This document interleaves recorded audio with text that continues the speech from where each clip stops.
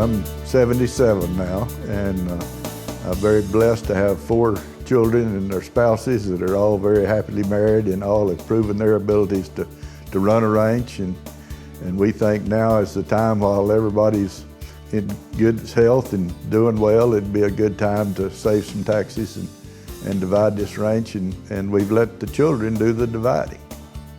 We've seen too many of our friends that have had to sell the family ranch, or a big part of it, to pay the inheritance tax. And to me, that's just not right. And thankfully, we've got legislators and leaders that are fighting to change that.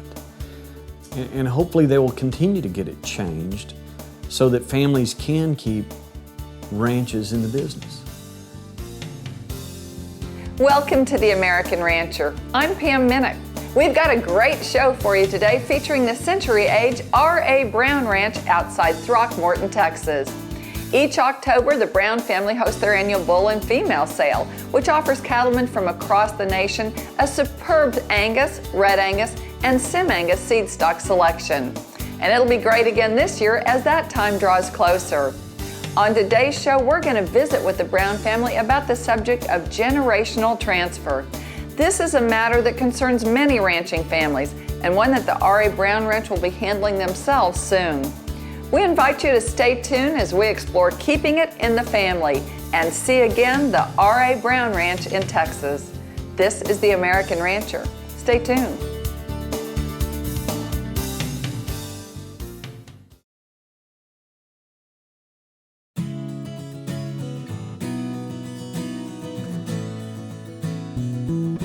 Welcome back to The American Rancher. Founded in 1895, the R.A. Brown Ranch has been raising seed stock cattle for some 5 generations. Today, we'll visit with the Brown family about their outstanding genetics and their upcoming generational transfer of the ranch. Roots run deep in ranching country, and there's been a lot of blood, sweat, and tears made by people in our family and the wonderful team of people we've had the opportunity to work with on R.A. Brown Ranch over the past 4.5 generations. Chills kind of run up and down my back when I think about dispersing this entire cow herd. It's not the end of the book. It's the end of the chapter, and a new chapter is beginning as the 5th generation of the Brown family go forth. And as Mom and Dad said, while they're in good health, they want to go and watch their children go and use their God-given abilities and our different interests to go and do what we feel called to do. We're just very fortunate to have some kids that really love one another and work together, and I think tax-wise it'd be a smart move to make. We have about 30,000 acres that we're dividing up here in one ranch in Colorado. The historic R.A. Brown Ranch is having a complete and total dispersal of their entire cow herd at the ranch in Throckmorton, Texas. Since 1895, this progressive family business has been producing some of the most superior cattle and quarter horses in the industry. They have also been a leader in successfully keeping the ranch in the family through 5 generations. This year, Rob and Peggy decided to pass the ranch on to their 4 children, Betsy and Jody Bella, Rob A. and Tally Brown, Mary Ann and Todd McCartney, and Donald and Kelly Brown. Each of them plans to operate their portion of the ranch and continue the legacy. All of us love the land. We plan to continue ranching on this very land that our ancestors have worked so hard to keep in the family. And we're each going to take our part and move forward with our families. Some with commercial cattle, and Kelly and I with registered cattle. But we are excited about continuing on the legacy of the R.A. Brown family. We're very, very pleased with our plan. It's not easy. It's not an easy decision to make, but I think it's the right decision to make. And when you've got 4 children that are as capable as these are, and their spouses, and they're all talented and know how to run a ranch, and they have, like I said, 17 grandchildren, and a lot of them are learning the ranch growing up here, and working with their families. It makes a lot of difference. And going on to college, some major in ag school deals, but it's not, they've learned the ranching end of it pretty well here growing up. As a freshman in high school, I remember my parents sitting me down and said, all right, in 4 years, you're going to graduate from high school and you can go do anything you want to do. And if you want to come back, you can come back one of two ways. You can come back as an employee of the ranch, or you can come back with a business plan for an expansion of the family business so that there's a bigger pie to feed another family. And so that's what each of us have done is we've come back to we all went off, got a college education, and came back home to the family ranch and expanded the business and expanded it through joint ventures with Mom and Dad. So they taught us, but they also taught us to put sweat equity into the game. Rob has been a great leader in the ranching industry. He is also a true visionary, as documented by his accumulation of many honors. He and Peggy, his wife of 56 years, true to their progressive and practical approach to matters, started a successful family succession plan over 30 years ago. As each child came back to the ranch, the Brown family diversified and vertically integrated itself into all segments of the cattle business, with registered cattle, commercial cow-calf, stocker cattle, wheat farming and grazing, and the cattle feeding business. We just felt like that having a family as loving and close as they are to one another, that we could do this and not have a hullabaloo getting it done. And I don't think there's been a crossword. And like I said, the children have done most of it. And we feel like that tax-wise, it's a good thing to do instead of waiting until I'm gone and then how much do we keep Peg in it and all. It's a circumstance not everybody has, and not everybody's got the family closeness that we have to be able to do it. In the mid-'80s, my parents, under the advisement of some wise financial counselors, said, you know, as you look at estate planning, it's going to be smart if you go ahead and pass some of the ownership of this ranch on to your children. And so Mom and Dad did that about 30 years ago. Even though Mom and Dad still called all the shots, he was still president of the company, but from an estate planning tool, passed on ownership of the land, majority of it to each of us kids. And with that, you know, thankfully, Mom and Dad are still in good health. But if something had happened to them, we would have probably had to sell half the ranch just to pay the taxes. Doing estate planning and passing on your family ranch ownership to your children while you're still alive. All right, I don't know if that's the right way to do it, but so far, best I can tell, it's a great way to do it. We know of a lot of people that have had bad experiences when it passed to the next generation. And like I said, the ones that can do it in this fashion, I think would be happier and all. And it's not an easy decision, but I feel very comfortable with it. When Rob decided that it was time to hand the reins of the family business to the next generation, his first thought was that he would divide the ranch and assets 4 ways and decide who got what. But Peggy had a better idea. She said, let's step back out of the way and let the kids figure out who gets what. It's going to be theirs anyway. This is what has happened, and over the past few months, the kids have met on a monthly basis. As I've thought back through this process of generational transfer and Mom and Dad saddling us with the responsibility of dividing up the ranch, what came to mind time and time again was how Mom had instilled in us 1 Corinthians chapter 13, verse 13. And it says, and these 3 things remain: faith, hope, and love. And the greatest of these is love.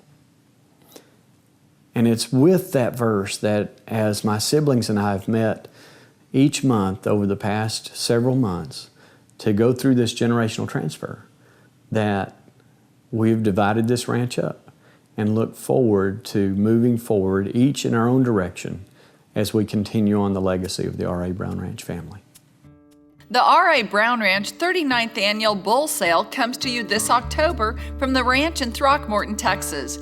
In addition to more than 600 Angus, Red Angus, and Sim-Angus bulls, the R.A. Brown family will also disperse their entire herd of registered females and quarter horses on October 9th through the 11th.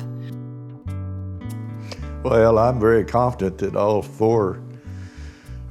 eight children and spouses have got the capability, and I think I'll be able to be on hand if they have any questions and help them in any way I can.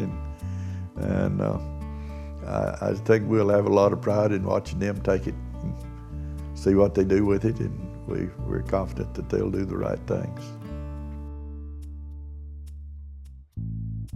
The R.A. Brown Ranch remains a full-service, very experienced operation.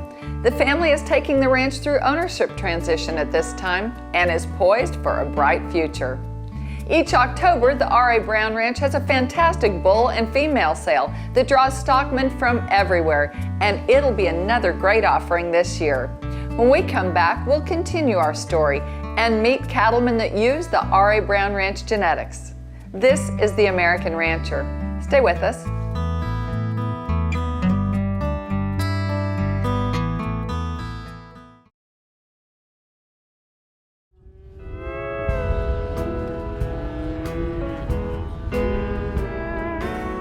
Welcome back to The American Rancher. The R.A. Brown Ranch has a colorful history. Through the years, the family has been innovative and progressive. The ranch has outstanding Red Angus and Angus bloodlines. They've also developed very good composite Sim-Angus and Hotlander cattle as well. It's a brand that cattlemen know and trust. We buy all of our bulls from the R.A. Brown Ranch, and the reason we like to do that is because we believe that they have put years and years of research and development into their bulls, and we know what we're going to get. I've known Donald for a while now. We've bought cattle or bulls from them, and they have an excellent bull program. I called him up one day and I said, how about you sending me some bulls that I need, some heifer bulls with low birth weights and that I can run on my heifers. And he said, we can do this program if you'd like. I'll pick them out and pick low birth weight bulls and send them to you. If they do not work in any way, if you do not like them, he said, I'll take them back. And he sent me some excellent bulls, and I'll do it again any day. The R.A. Brown Ranch 39th Annual Bull Sale comes to you this October from the ranch in Throckmorton, Texas. Very rarely do you find a family with 118 years and 5 generations of registered cattle breeding experience. It's rarer still to have the opportunity to buy any female you want from the heart of such a program.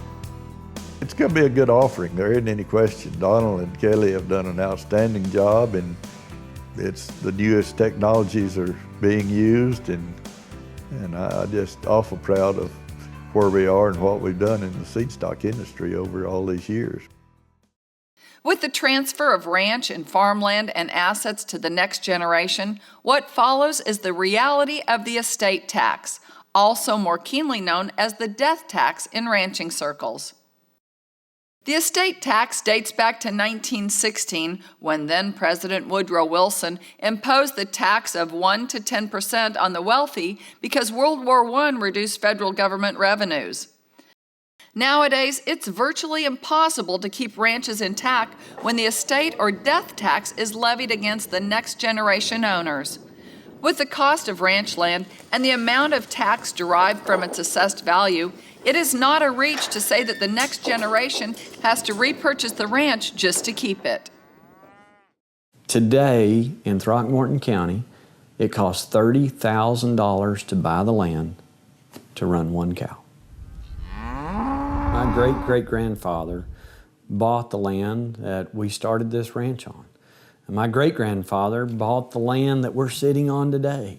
My grandfather, bought a little more land around it as we've continued to grow, as the family has grown. but we bought it. And we've paid property taxes, we've paid income taxes, we've paid sales taxes, we've paid taxes on this. And so to have a major death tax, to pass it from one generation to the next, just doesn't seem right. It's just not fair to put a high tax on something that you took a lifetime to build. And like I said, the land values are so high now that the tax that would be on this land value, it'd just take you out of business. In Washington, the National Cattlemen's Beef Association is doing its part in maintaining a voice for ranchers on many issues, including the estate or death tax.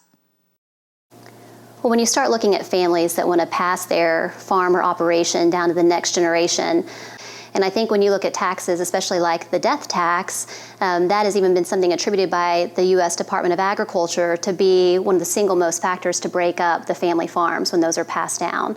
And NCBA, we have members across every state in the country, and I work with quite a few of them who've shared personal stories about having to sell off large sections or parts of their family cattle operations in order to pay for a tax and has been paid for multiple generations or decades previously. So I do think that it's important that we make sure that we make it as easily as possible from a federal policy standpoint to allow the grandparents and the parents to pass their farms and ranches down to their children and their grandchildren. Right now we have an exemption of $5 million per person or $10 million per couple, where anything at that rate or below, or that level or below, is exempt from the death tax. A good thing about those levels is that they are also tied to inflation. So they will grow over time as inflationary pressures hit all of us across the country. Randy Negebauer is a Republican congressman serving the 19th District of Texas. He knows the estate tax is quite an issue with his constituents. And one of the most egregious taxes that we have is the estate tax, or as I call it, the death tax. And what's so unfair about that is that over the years we've had people that put together land for farms or land for ranches, or even people that have built small businesses that are an important part of our economy, an important part of our country. And then when one generation wants to pass what they've accomplished on to the next generation, sometimes we force those people to have to sell those farms or sell those ranches or have to go borrow a bunch of money to pay the taxes upon the death of one of the family members. You know what? And that's just not fair. Because what a lot of people don't realize is the taxes were paid, as those businesses and farms and ranches were being built. So there's a lot of discussion now going on in Washington right now about tax reform, and that subject will come up again. What I'm hopeful is if we're going to talk seriously about tax reform in this country, that we'll be talking about really permanently eliminating the death tax. The current rate of the estate tax is permanently set at a $5 million exemption level, double for a couple, indexed for inflation, and the tax rate for above that exemption is 45%. Full repeal of the death tax is still the #1 priority for NCBA when it comes to this issue. We are not going to stop at the $5 and $10 million exemptions that we have right now. Our position is if anybody in agriculture is paying the death tax, then that is one too many. So we will continue to push for full repeal. Now, here we are in the middle of 2013, and we do have legislation in both the House and in the Senate that is set up to repeal the death tax. The question is, will we actually get any sort of action on that legislation? In June of 2013, Senator John Thune, Republican South Dakota, and Representative Kevin Brady, Republican Texas, reintroduced legislation to permanently repeal the federal estate tax. The death tax affects every ranching family in America. It's time to talk to our congressmen and talk to our elected officials and leaders to make a difference. And let's put a death to the death tax. Many ranching families have, and all others should really focus on doing estate planning. On the whole, ranchers do not fit the profile of individuals that some congressmen feel are accumulating excessive fortunes. We have a mix of reaction up on Capitol Hill when it comes to the death tax. We have many who are very sympathetic with our position, and they agree that the death tax needs to go away. That is why Congress after Congress, we have seen the introduction of bills to fully repeal the death tax. So there are a lot of members up there, especially members who are farmers and ranchers, who understand the impact that the death tax has on farming and ranching families.